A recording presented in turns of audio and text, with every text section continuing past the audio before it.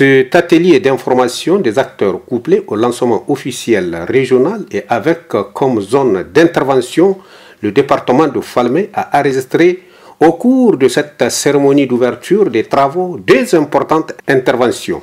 D'abord au président du partenariat national de l'OPNE de prendre la parole.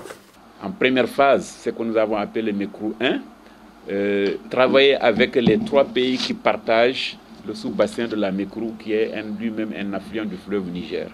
Nous avons ensemble, avec les trois États, avec les soutiens politiques que nous avons pu obtenir d'eux, le Burkina, le Niger et le Bénin, développé une première étude, un premier travail qui s'est déroulé de 2014 à 2017 et qui a permis de baliser à peu près un peu la question de la ressource et de développer des outils de collecte de données et d'évaluation de ces ressources.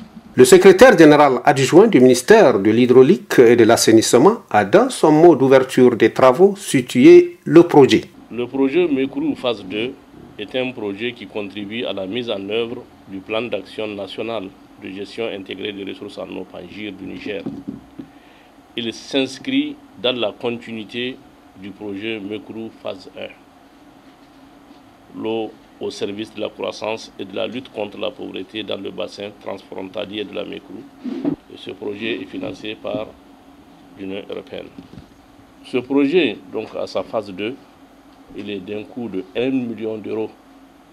Il aidera au développement et à la consolidation de la gouvernance des ressources en eau pour le développement durable au Niger dans la portion nationale donc, du bassin de la MECRU.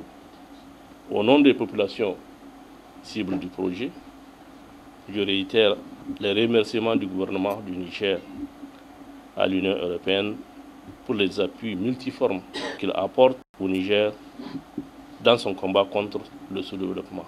Ce projet est le fruit d'un accord de financement entre GWP-AO et la délégation de l'Union européenne au Niger en décembre 2019 avec comme date de démarrage en janvier 2020.